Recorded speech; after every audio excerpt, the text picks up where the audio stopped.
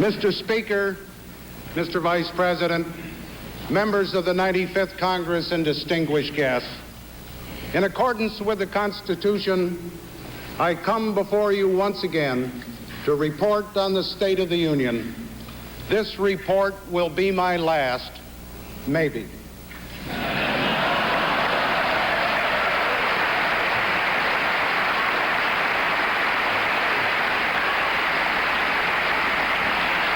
But for the Union, it is only the first of such reports in our third century of independence, the close of which none of us will ever see. We can be confident, however, that 100 years from now, a freely elected president will come before a freely elected Congress, chosen to renew our great republic's pledge to the government of the people, by the people, and for the people.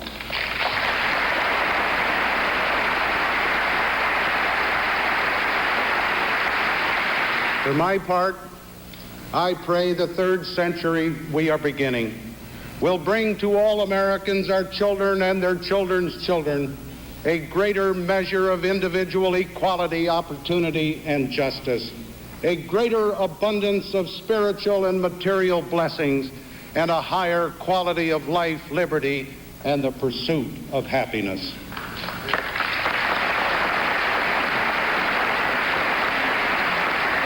The State of the Union is a measurement of the many elements of which it is composed, a political union of diverse states, an economic union of varying interests, an intellectual union of common convictions, and a moral union of immutable ideals. Taken in sum, I can report that the State of the Union is good.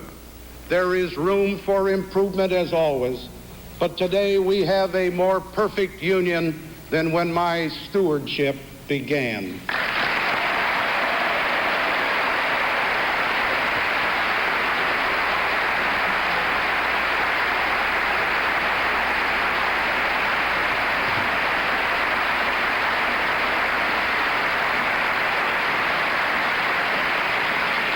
As a people, we discovered that our bicentennial was much more than a celebration of the past.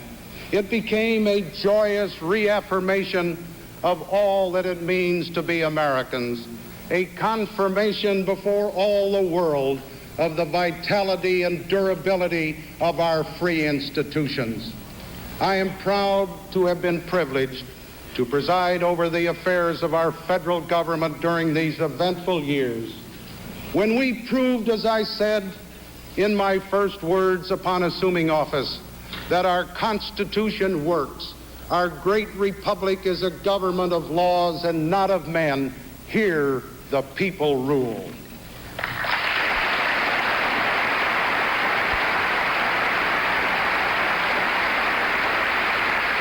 The people have spoken. They have chosen a new president and a new Congress to work their will. I congratulate you, particularly the new members, as sincerely as I did President-elect Carter. In a few days, it will be his duty to outline for you his priorities and legislative recommendations. Tonight, I will not infringe on that responsibility, but rather wish him the very best in all that is good for our country.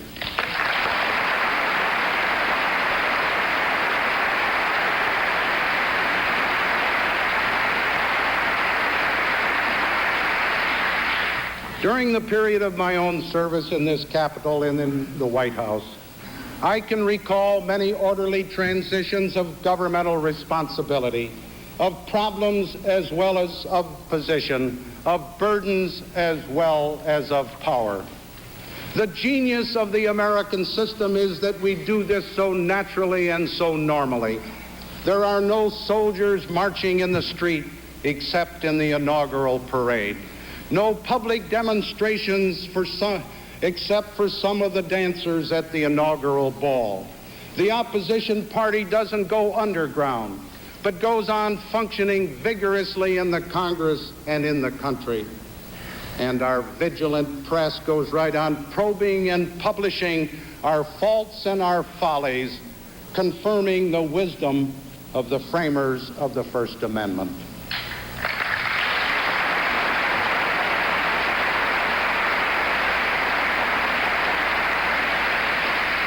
Because the transfer of authority in our form of government affects the state of the Union and of the world, I am happy to report to you that the current transition is proceeding very well. I was determined that it should. I wanted the new president to get off on an easier start than I had. When I became president on August 9, 1974, our nation was deeply divided and tormented. In rapid succession, the vice president and the president had resigned in disgrace. We were still struggling with the after effects of a long, unpopular, and bloody war in Southeast Asia. The economy was unstable and racing toward the worst recession in 40 years. People were losing jobs. The cost of living was soaring. The Congress and the chief executive were at loggerheads. The integrity of our constitutional process and other institutions was being questioned. For more than 15 years, domestic spending had soared as federal programs multiplied and the expense escalated annually. During the same period, our national security needs were steadily shortchanged. In the grave situation which prevailed in August 1974, our will to maintain our international leadership was in doubt. I asked for your prayers and went to work. In January 1975, I reported to the Congress that the state of the Union was not good. I proposed urgent action to improve the economy and to achieve energy independence in 10 years. I reassured America's allies and sought to reduce the danger of confrontation with potential adversaries. I pledged a new direction for America. 1975 was a year of difficult decisions, but Americans responded with realism, common sense, and self-discipline. By January 1976, we were headed in a new direction, which I hold to be the right direction for a free society. It was guided by the belief that successful problem solving requires more than federal action alone, that it involves a full partnership among all branches and all levels of government, and public policies which nurture and promote the creative energies of private enterprises, institutions, and individual citizens. A year ago, I reported that the State of the Union was better, in many ways a lot better, but still not good enough. Common sense told me to stick to the steady course we were on, to continue to restrain the inflationary growth of government, to reduce taxes as well as spending, to return local decisions to local officials, to provide for long-range sufficiency in energy and national security needs. I resisted the immense pressures of an election year to open the floodgates of federal money and the temptation to promise more than I could deliver.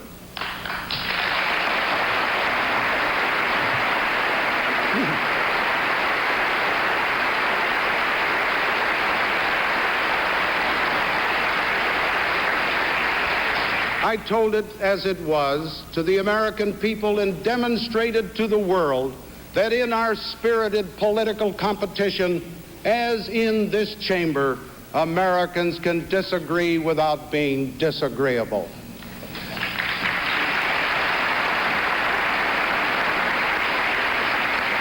Now, after 30 months as your president, I can say that while we still have a way to go, I am proud of the long way we have come together.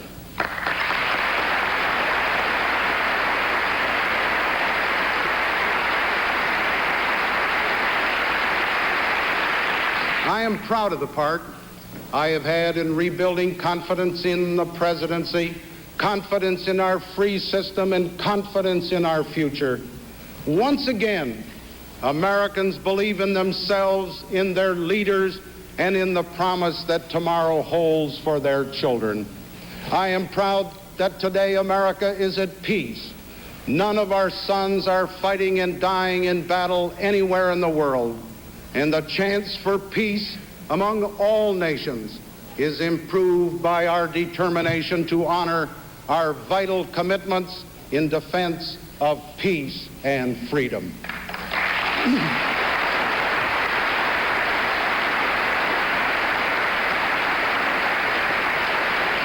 I am proud that the United States has strong defenses, strong alliances, and a sound and courageous foreign policy. Our alliances with major partners, the great industrial democracies of Western Europe, Japan, and Canada, have never been more solid. Consultations on mutual security, defense, and East-West relations have grown closer. Collaboration has branched out into new fields, such as energy, economic policy, and relations with the Third World. We have used many avenues for cooperation, including summit meetings held among major allied countries. The friendship of the democracies is deeper, warmer, and more effective than at any time in 30 years. We are maintaining stability in the strategic nuclear balance and pushing back the specter of nuclear war. A decisive step forward was taken in the Vladivostok Accord, which I negotiated with General Secretary Brezhnev. Joint recognition that an equal ceiling should be placed on the number of strategic weapons on each side. With resolve and wisdom on the part of both nations, a good agreement is well within reach this year.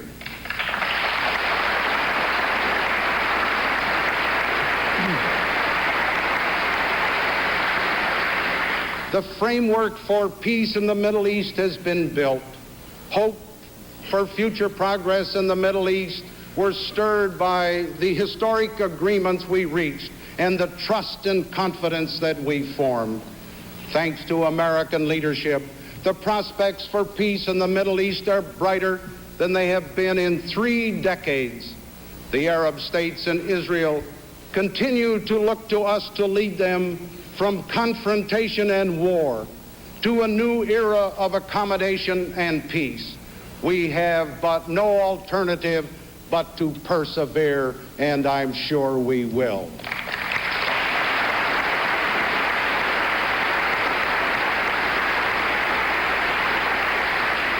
The opportunities for a final settlement are great, and the price of failure is a return to the bloodshed and hatred that for too long have brought tragedy to all of the peoples of this area and repeatedly edged the world to the brink of war. Our relationship with the People's Republic of China is proving its importance and its durability. We are finding more and more common ground between our two countries on basic questions of international affairs.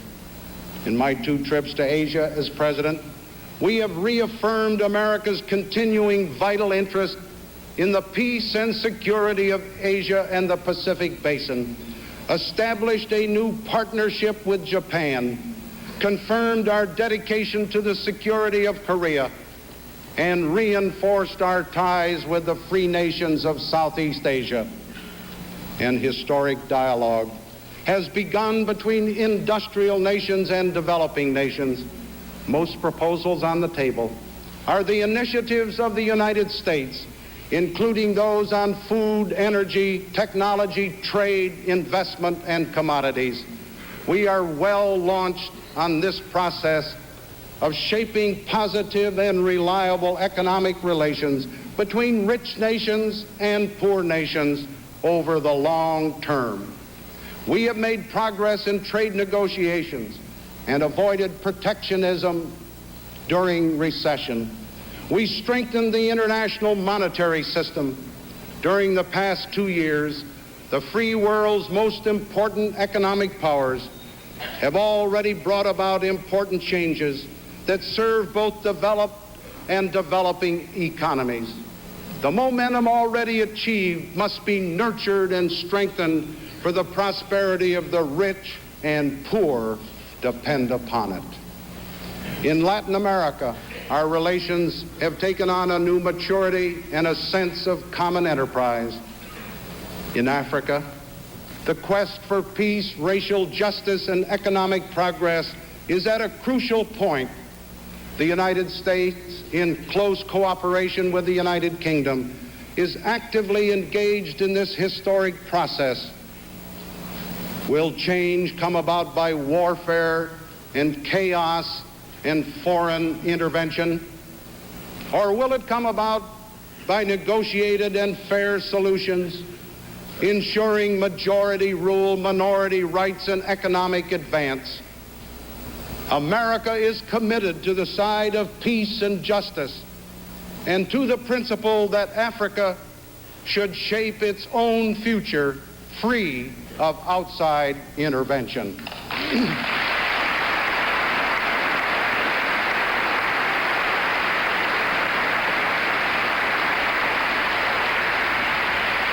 American leadership has helped to stimulate new international efforts to stem the proliferation of nuclear weapons and to shape a comprehensive treaty governing the use of oceans.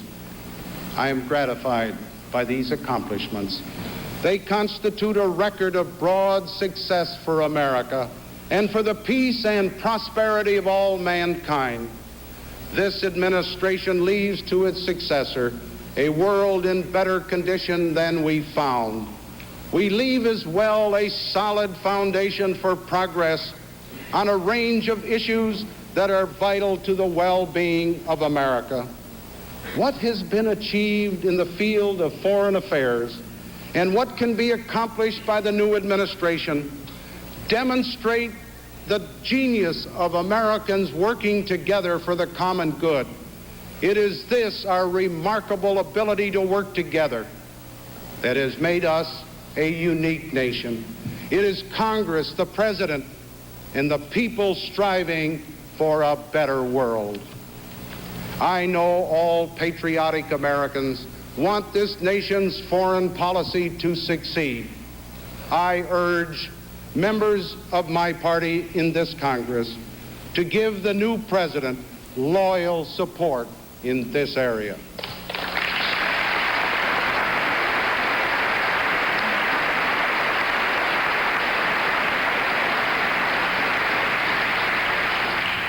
I express the hope that this new Congress will re-examine its constitutional role in international affairs, the exclusive right to declare war, the duty to advise and consent on the part of the Senate, the power of the purse on the part of the House, are ample authority for the legislative branch and should be jealously guarded.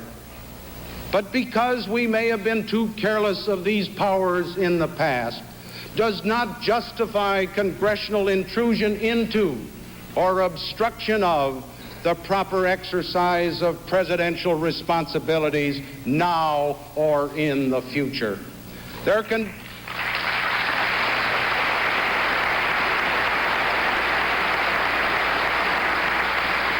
can be only one commander-in-chief. In these times, crises cannot be managed and wars cannot be waged by committee. Nor can peace be pursued solely by parliamentary debate. To the ears of the world, the President speaks for the nation. While he is, of course, ultimately accountable to the Congress, the courts, and the people, he and his emissaries must not be handicapped in advance in their relations with foreign governments, as has sometimes happened in the past. At home, I am encouraged by the nation's recovery from the recession and our steady return to sound economic growth. It is now continuing after the recent period of uncertainty, which is part of the price we pay for free elections. Our most pressing need today and the future is more jobs, productive, permanent jobs created by a thriving economy. We must revise our tax system both to ease the burden of heavy taxation and to encourage the investment necessary for the creation of productive jobs for all Americans who want to work. Earlier this month, I proposed a permanent income tax reduction of $10 billion below current levels, including raising the personal exemption from $750 to $1,000.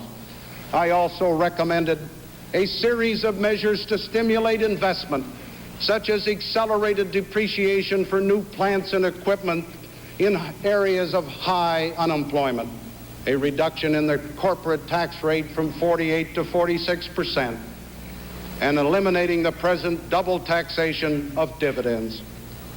I strongly urge the Congress to pass these measures to help create the productive permanent jobs in the private economy that are so essential for our future. All the basic trends are good. We're not on the brink of another recession or economic disaster. If we follow prudent policies that encourage productive investment and discourage destructive inflation, we will come out on top, and I'm sure we will.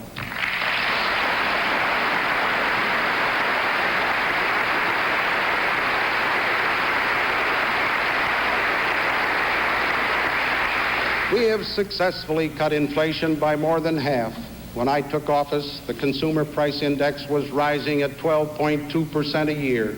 During 1976, the rate of inflation was 5%. We have created more jobs, over 4 million more jobs today than the spring of 1975.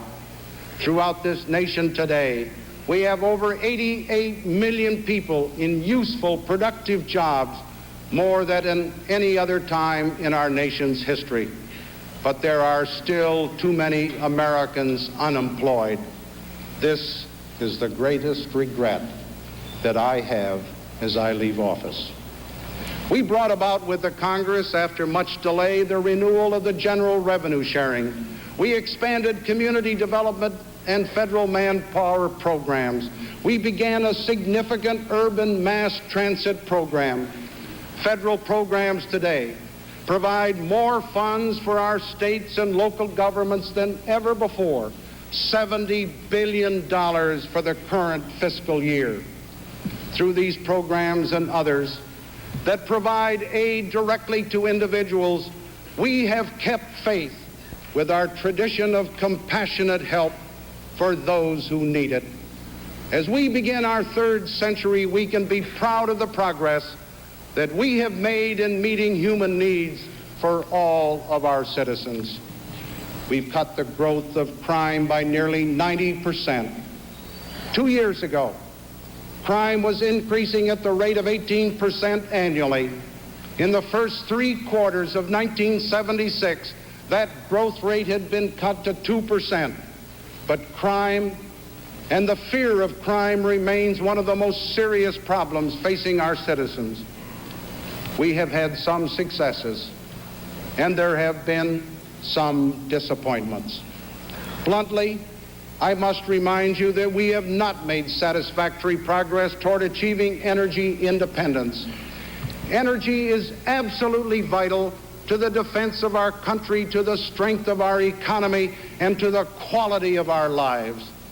2 years ago, I proposed to the Congress the first comprehensive national energy program, a specific and coordinated set of measures that would end our vulnerability to embargo, blockade, or arbitrary price increases, and would mobilize U.S. technology and resources to supply a significant share of the free world's energy after 1985. Of the major energy proposals I submitted 2 years ago, only half belatedly became law. In 1973, we were dependent upon foreign oil imports for 36% of our needs. Today, we are 40% dependent, and we'll pay out $34 billion for foreign oil this year. Such vulnerability at present or in the future is intolerable and must be ended.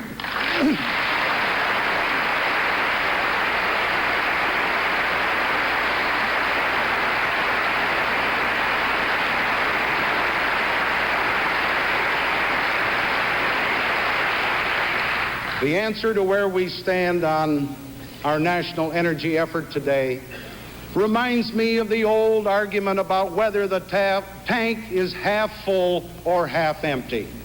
The pessimist will say we have half failed to achieve our 10-year energy goals. The optimist will say that we have half succeeded. I'm always an optimist, but we must make up for lost time. We have laid a solid foundation for completing the enormous task which confronts us. I have signed into law 5 major energy bills, which contain significant measures for conservation, resource development, stockpiling, and standby authorities. We have moved forward to develop the naval petroleum reserves, to build a 500 million barrel strategic petroleum stockpile, to phase out unnecessary government allocation and price controls, to develop a lasting relationship with other oil-consuming nations, to improve the efficiency of energy use through conservation in automobiles, buildings, and industry, and to expand research on new technology and renewable resources such as wind power, geothermal, and solar energy. All these actions, significant as they are, for the long term are only the beginning. I recently submitted to the Congress my proposals to reorganize the federal energy structure and the hard choices which remain if we are serious about reducing our dependence upon foreign energy. These include programs to reverse our declining production of natural gas and increase incentives for domestic crude oil production. I propose to minimize environmental uncertainties affecting coal development, expand nuclear power generation, and create an energy independence authority to provide government financial assistance for vital energy programs where private capital is not available. We must explore every reasonable prospect for meeting our energy needs when our current domestic reserves of oil and natural gas begin to dwindle in the next decade. I urgently ask Congress and the new administration to move quickly on these issues. This nation has the resources and the capability to achieve our energy goals if its government has the will to proceed, and I think we do.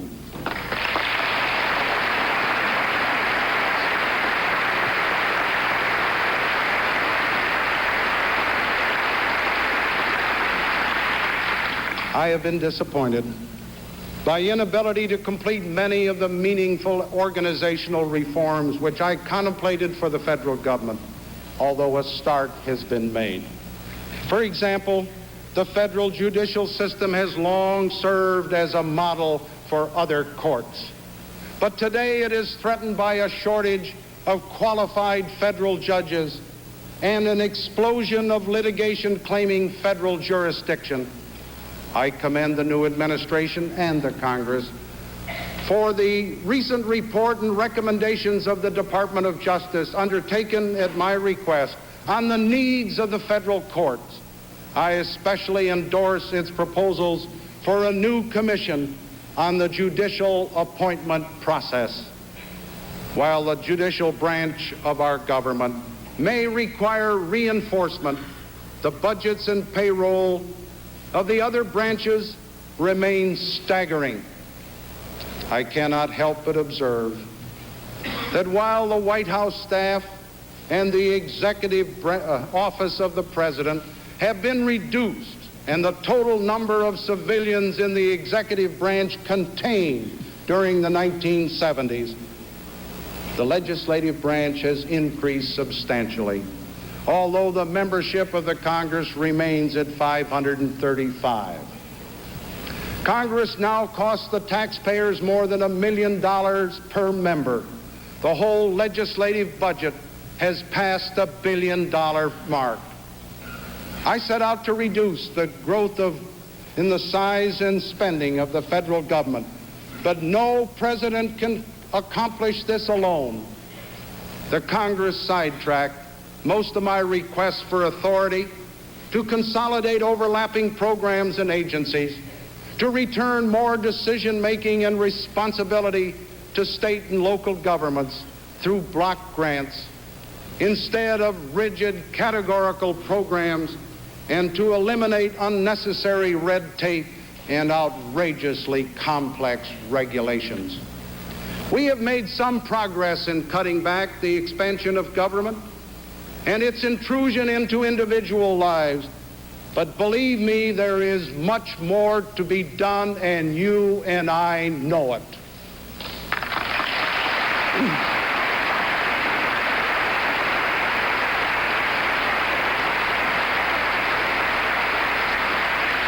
It can only be done by tough and temporarily painful surgery by a Congress as prepared as the President to face up to this very real political problem.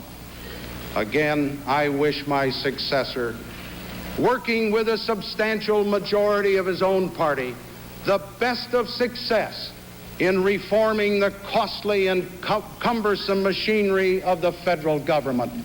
The task of self-government is never finished. The problems are great. The opportunities are greater. America's first goal is and always will be peace with honor. America must remain first in keeping peace in the world. We can remain first in peace only if we are never second in defense.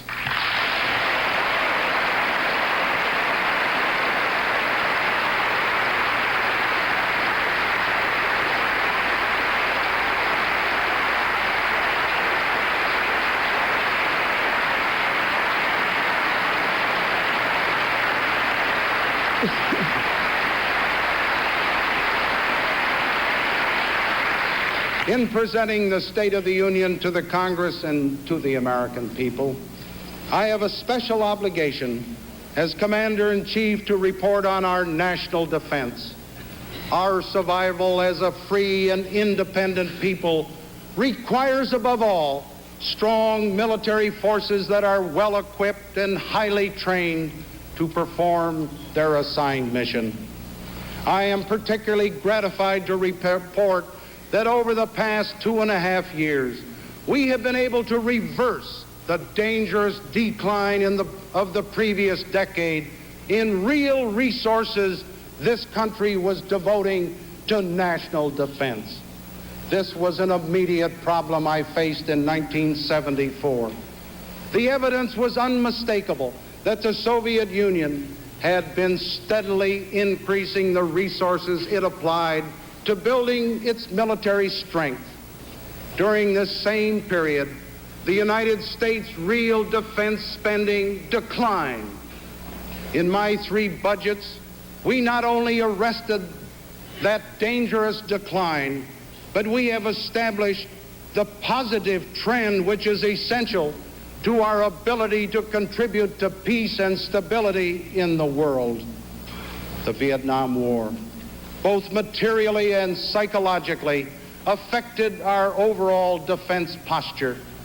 The dangerous anti-military sentiment discouraged defense spending and unfairly disparaged the men and women who serve in our armed forces.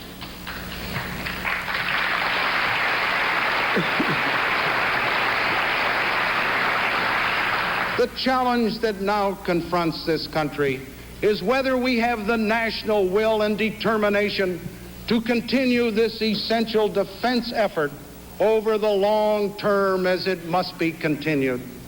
We can no longer afford to oscillate from year to year in so vital a matter.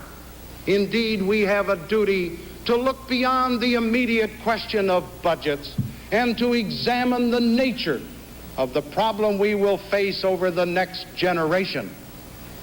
I am the first recent president able to address long-term basic issues without the burden of Vietnam. The war in Indochina consumed enormous resources at the very time that the overwhelming strategic superiority we once enjoyed was disappearing. In past years, as a result of decisions by the United States, our strategic forces leveled off, yet the Soviet Union continued a steady, constant buildup of its own forces, committing a high percentage of its national economic effort to defense. The United States can never tolerate a shift in strategic balance against us, or even a situation where the American people or our allies believe the balance is shifting against us. The United States would risk the most serious political consequences if the world came to believe that our adversaries have a decisive margin of superiority. To maintain a strategic balance, we must look ahead to the 1980s and beyond. The sophistication of modern weapons requires that we make decisions now if we are to ensure our security 10 years from now. Therefore, I have consistently advocated and strongly urged that we pursue 3 critical strategic programs: the Trident missile launching submarine, the B-1 bomber with its superior capability to penetrate modern air defenses, and a more advanced intercontinental ballistic missile that will be better able to survive nuclear attack and deliver a devastating retaliatory strike. In an era where the strategic nuclear forces are in rough equilibrium, the risks of conflict below the nuclear threshold may grow more perilous.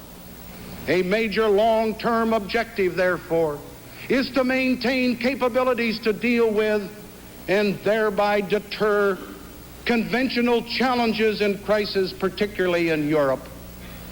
We cannot rely solely on strategic forces to guarantee our security or to deter all types of aggression.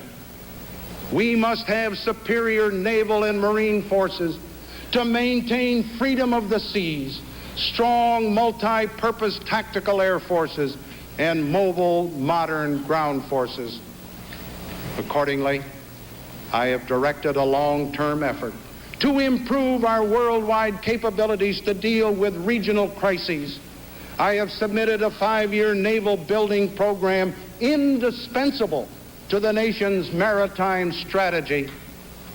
Because the security of Europe and the integrity of NATO remain the cornerstone of American defense policy, I have initiated a special long-term program to ensure the capacity of the alliance to deter or defeat aggression in Europe. As I leave office, I can report that our national defense is effectively deterring conflict today. Our armed forces are capable of carrying out the variety of missions assigned to them. Programs are underway which will assure we can deter war in the years ahead. But I also must warn that it will require a sustained effort over a period of years to maintain these capabilities. We must have the wisdom, the stamina, and the courage to prepare today for the perils of tomorrow, and I believe we will.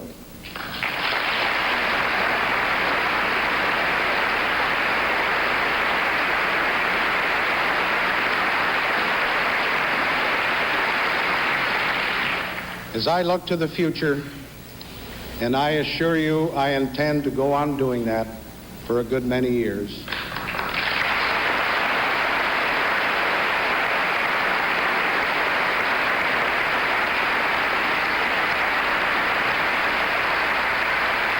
I can say with confidence that the state of the Union is good, but we must go on making it better and better.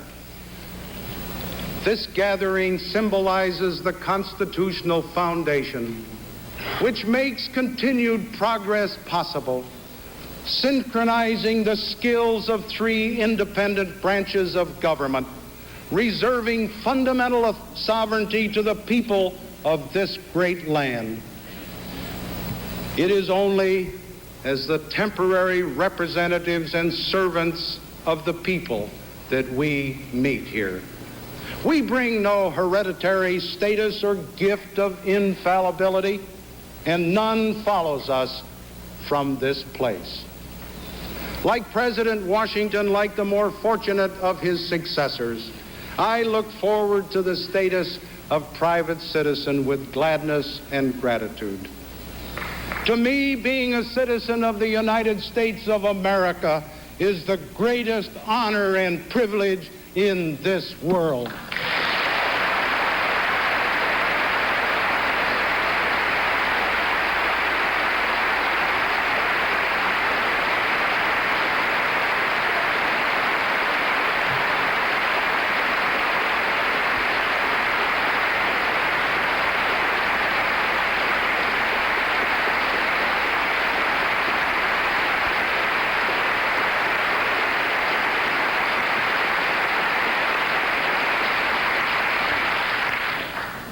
From the opportunities which fate and my fellow citizens have given me, as a member of the House, as Vice President and President of the Senate, and as President of all the people, I have come to understand and place the highest value on the checks and balances which our founders imposed on government through the separation of powers among co-equal legislative, executive, and judicial branches. This often results in difficulty and delay, as I well know. But it also places supreme authority under God, beyond any one person, any one branch, any majority, great or small, or any one party. The Constitution is the bedrock of all our freedoms. Guard and cherish it. Keep honor and order in your own house, and the republic will endure. It is not easy to end these remarks.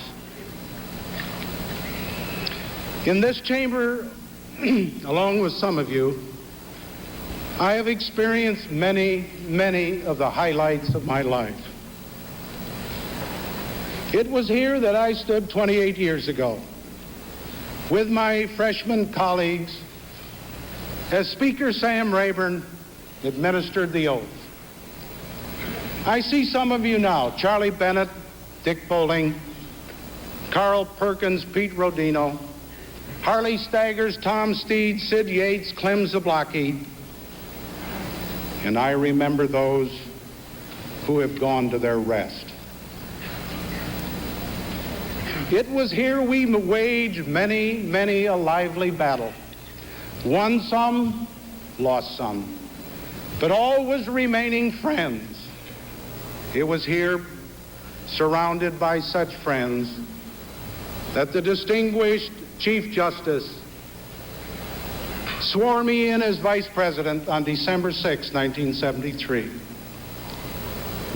It was here I returned 8 months later as your president, to ask not for a honeymoon, but for a good marriage.